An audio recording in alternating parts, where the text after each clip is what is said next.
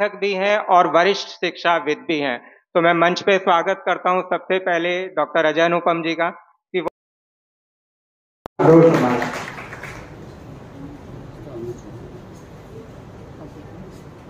भी हैं और वरिष्ठ शिक्षाविद भी हैं। तो मैं मंच पे स्वागत करता हूं सबसे पहले डॉक्टर अजय।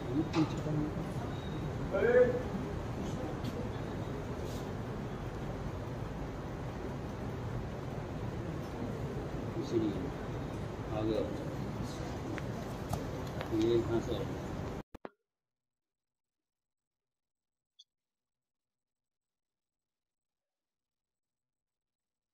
आज के इस कार्यक्रम में सभागार में उपस्थित सभी अग्रजों, मित्रों,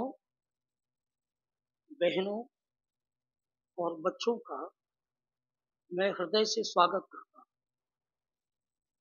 आप सबका अभिनंदन करता हूँ कि आज का यह कार्यक्रम नगर का ऐसा पहला कार्यक्रम है जिसने वर्तमान समय की समस्याओं को उठाकर आपसे चर्चा करने का मन बनाया, जिस कार्यक्रम में हमने ये कोशिश की कि हम समाज से उन लोगों को बुला सके जो शिक्षा में हैं, जो अध्ययन कर रहे हैं, जो पढ़ा रहे हैं, जो गृहस्थ हैं, माताएं हैं, अभिभावक हैं, बच्चे हैं।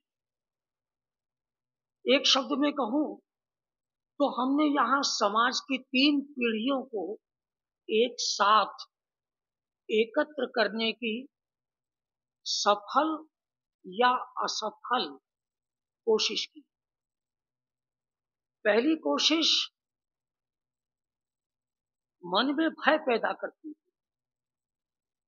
हम जो कर रहे हैं समाज उसे स्वीकार करेगा या नहीं करेगा। हम जो कहना चाह रहे हैं, जिस पर आपकी बात सुनना चाह रहे हैं,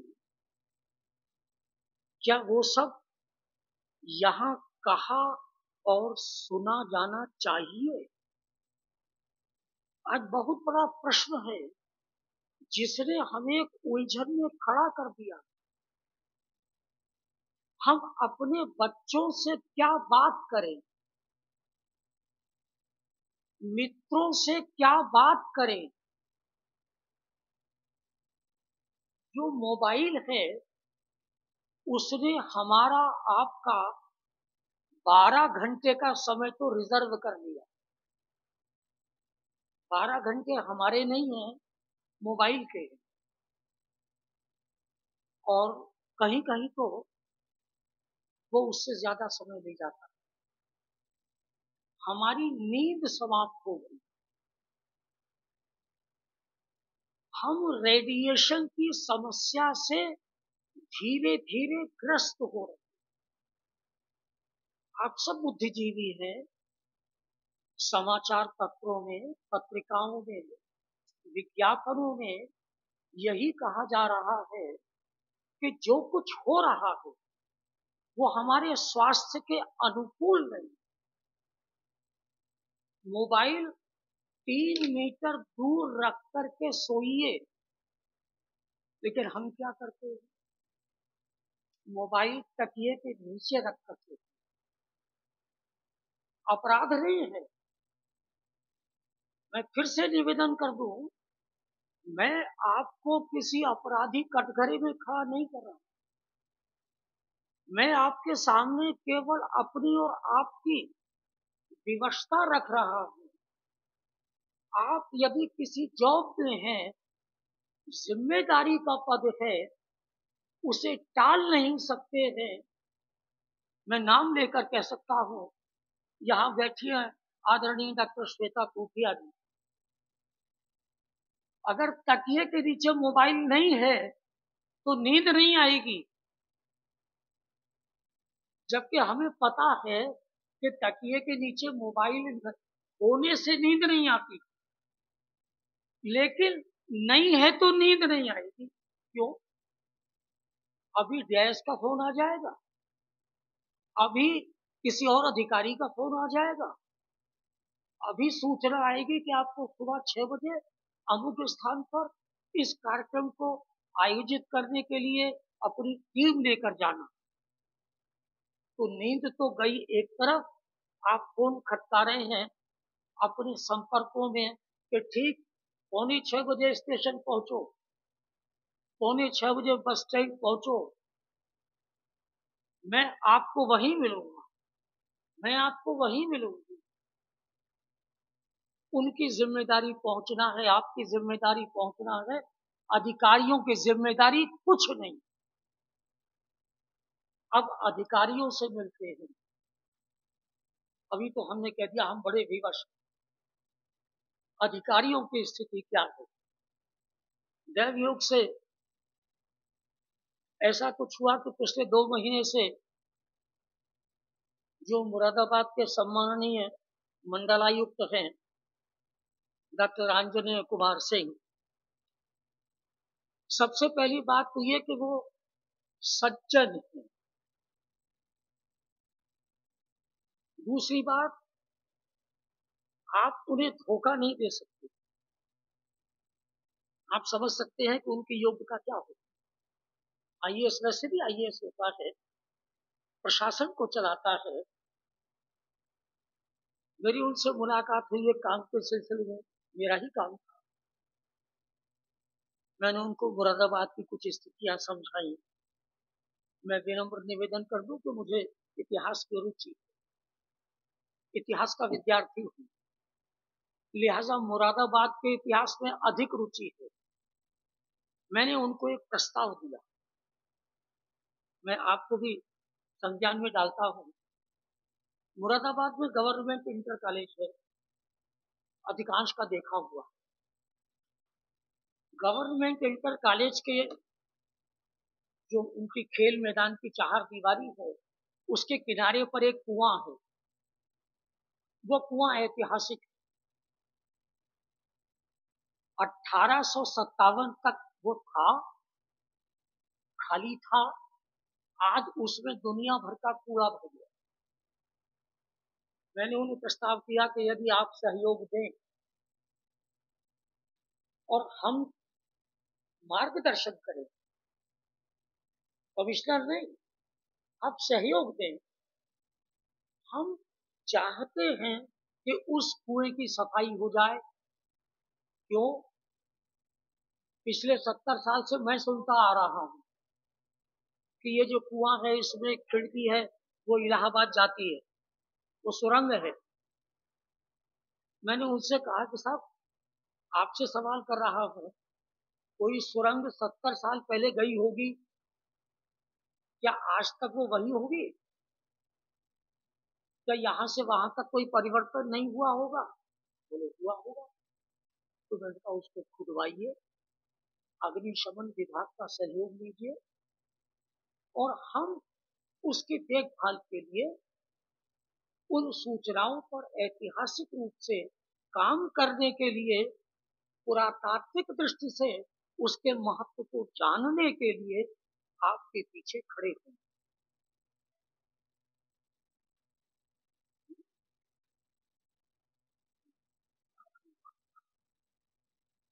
वो कहने लगे बात बिल्कुल ठीक है, लेकिन इसका उत्तरदायित्व कौन लेगा? खर्च कौन करेगा? समाज में हम किसी के पास जाएंगे, आप ही करोड़पति हैं, मैं आपके पास जाऊंगा तो आप कहेंगे आप क्या करते हैं? मैं बताऊंगा मैं अध्यापक। ठीक है, 5,000 रुपए हम देते हैं और वो काम 50,000 रुपए में नहीं होगा। जितने लोगों के पास जाऊंगा, मेरी हैसियत 15,000 रुपए इकट्ठा करने की है, वो काम नहीं होगा। कमिश्नर साहब ने कहा फिर क्या चाहते हो? मैंने कहा मैं चाहता हूं कि आपके निर्देशन में मुरादाबाद के ऐतिहासिक रहस्यों को खोला जाए। मैं आपके संज्ञान में लाना चाहता हूं, वो जो खिड़की है कुएं में, अब तो वो कूड़े से ढक गई है, वो खिड़की कहीं नहीं जाती। उसमें अंदर जो रास्ता है, गवर्नमेंट कॉलेज की ऊपरी मंजिल के नीचे एक वैसी ही और मंजिल है, बनी हुई है, उसमें जाता है। कहने के साथ क्यों? मैंने कहा मैं लिखकर गारंटी देता हूँ, न मिले तो जो चाहे दंड दें, मिले तो ऐतिहासिक रूप से मुरादाबाद का नाम भारत के नक्शे पर हो जाएगा। कहने के अच्छा अच्छा सोचे।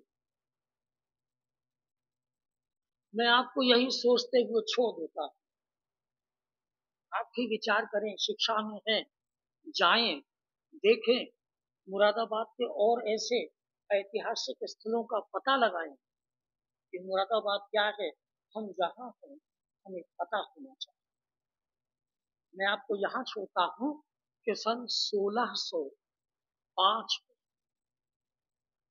मुरादाबाद कठेरिया शासकों का केंद्र था।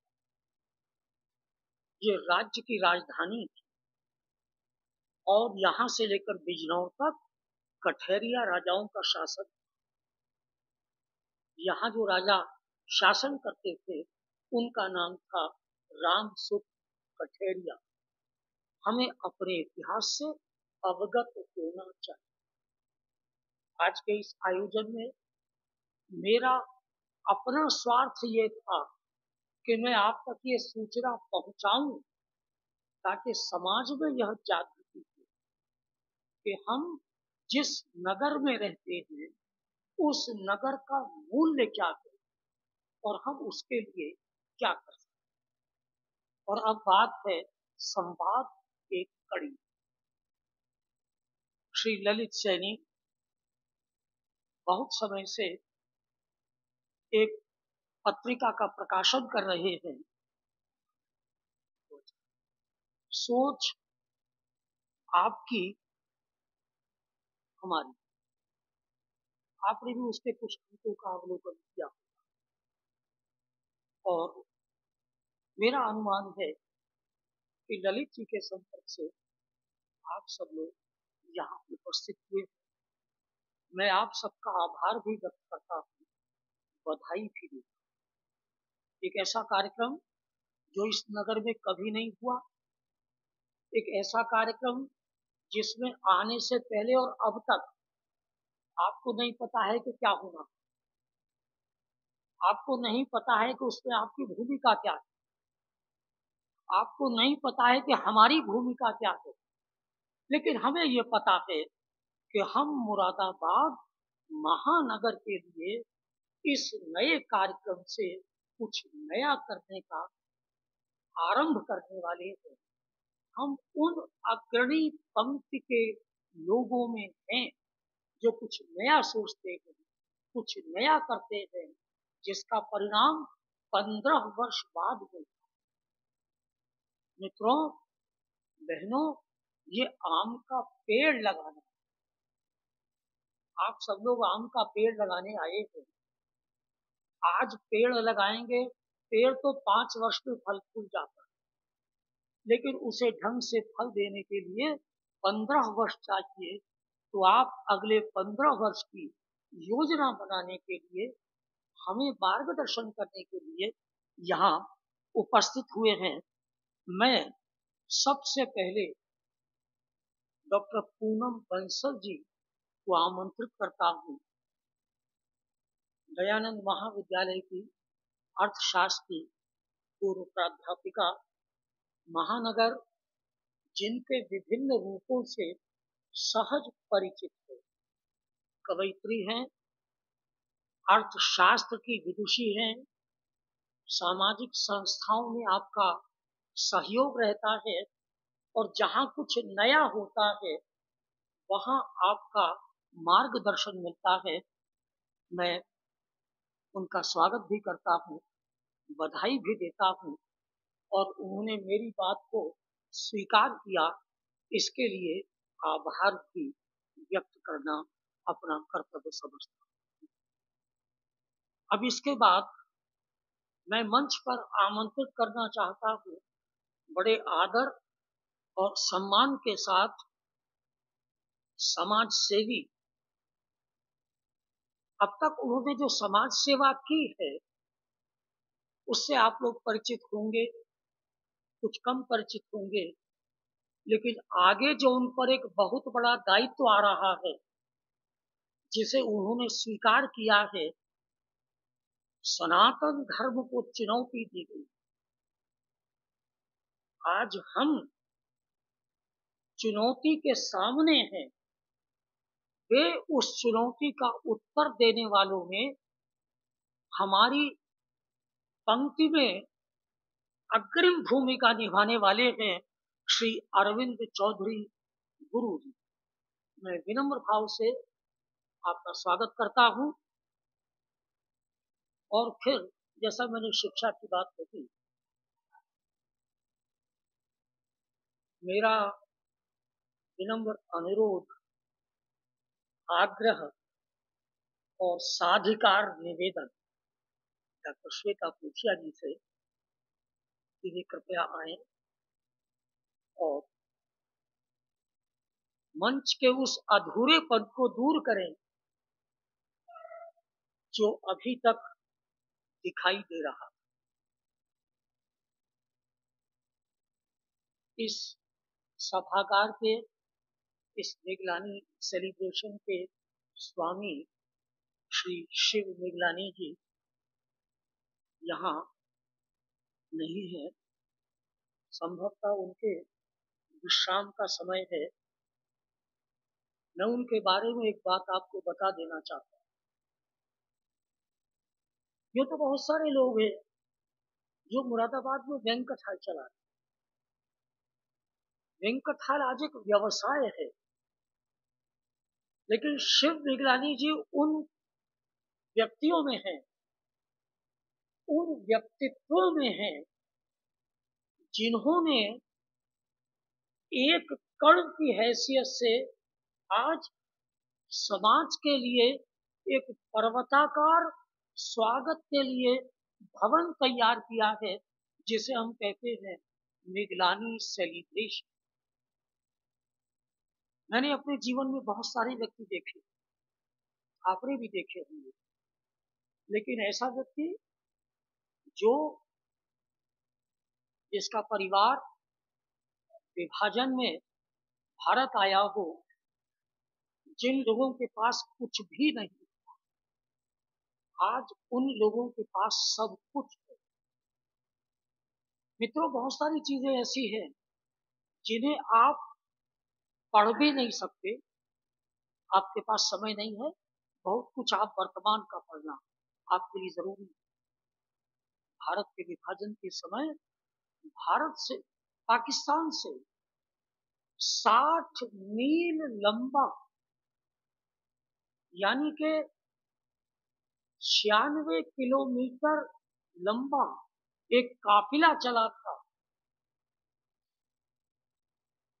जिस काफिले में से यहां आए लोगों के पास कुछ भी नहीं।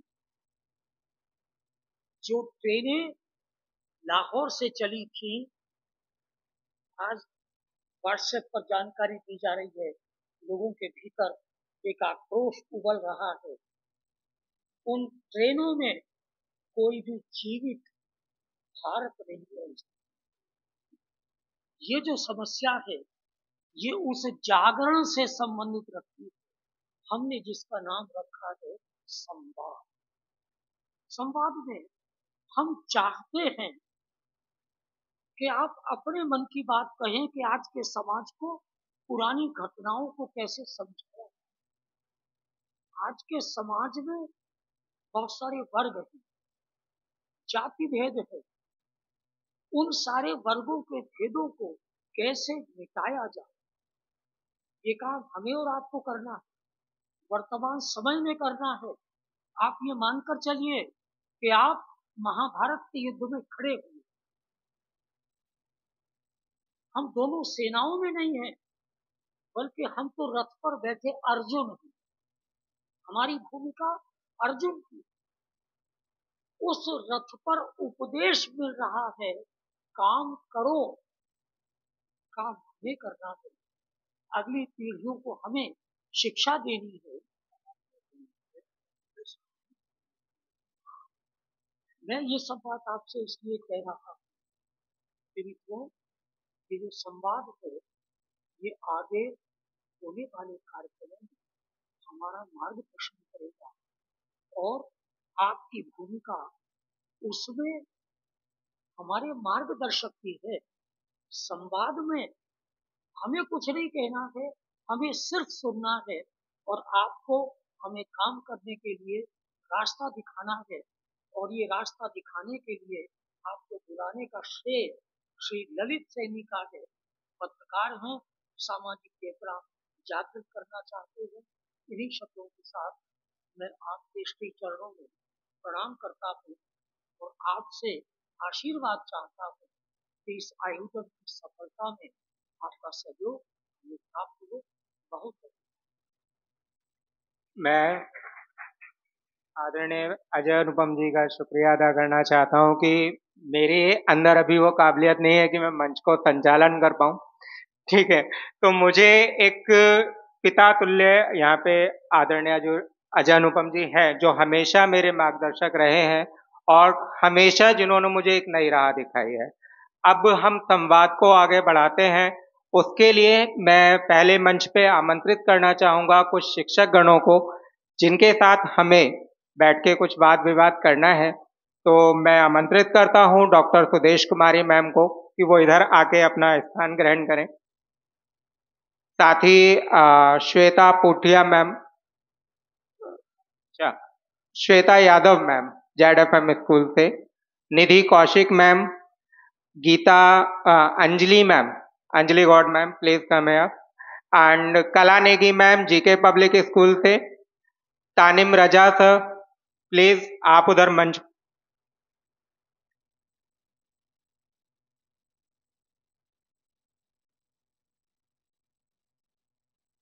एक विजेंद्र सिंह सर है यहाँ पे, सर सर सीएनएस एकेडमी से हैं, इधर आ जाइए सर। और अब मैं अपने साथ में आमंत्रित करना चाहता हूं आज के युवा टीनेजर्स को, हमारे बच्चों को। तो कृपया करके जो बच्चे हमारे साथ सभागार में उपस्थित हैं वो इधर आके अपना स्थान ग्रहण करें।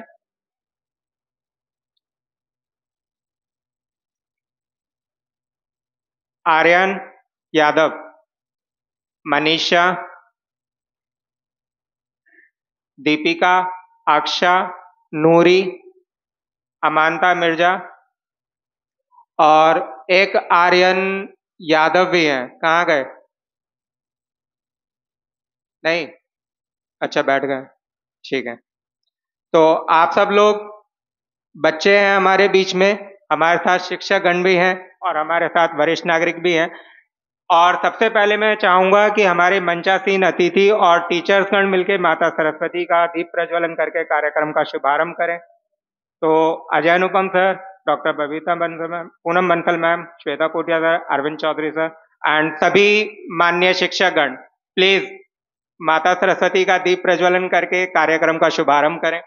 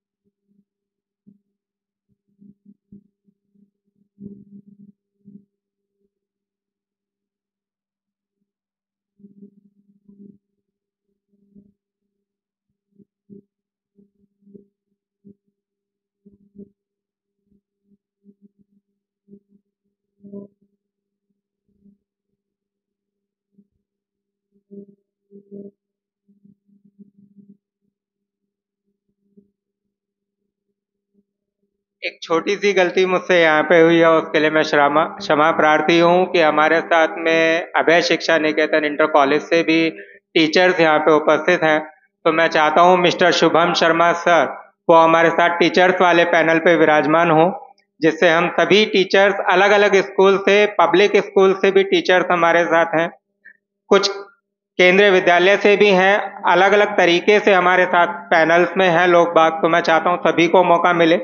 अब मैं दोबारा से एक बार फिर से अजय अनुपम बाबूजी को आमंत्रित करना चाहूंगा मंच पे कि संवाद एक कड़ी के जो मेन विषय है आज के टाइम में बच्चों के मन की स्थिति को समझना, उस विषय पे वो बच्चों से कुछ सवाल हम करना चाहते हैं। और मैं बच्चों से उम्मीद करता हूं बच्चे बिना डरे, बिना किसी हिचक के आज अपने मन की बात कहें, क्योंकि जब आप खुल के बोलेंगे तभी हम समझ पाएंगे कि आज अगर आप लोगों के ऊपर ये ब्लेम लगाया जा रहा है कि आप बड़ों की बात नहीं सुन रहे, तो आपको ऐसा क्यों लगता है, बड़ों को ऐसा क्यों लगता है कि बच्चे आप बड़ों की बात नहीं सुन रहे? इस विषय में मैं ही पूछता हूं, इस विषय में आपका क्या कहना है? हमारे साथ में बच्चे बैठे हैं, कोई भी बच्चा एक एक करके अपने मन की बात कह सकता है कि ये जो सवाल एक खड़ा होता है कि आजकल बच्चे संस्कार विहीन हो रहे हैं, बड़ों की बात नहीं सुन रहे हैं, क्या आप इससे सहमत है? जवाब दीजिए।